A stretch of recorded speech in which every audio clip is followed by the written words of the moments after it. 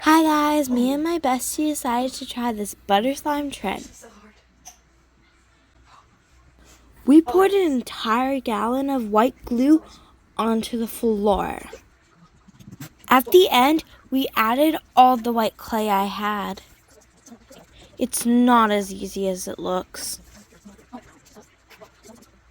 It took us about an hour to make this giant slime.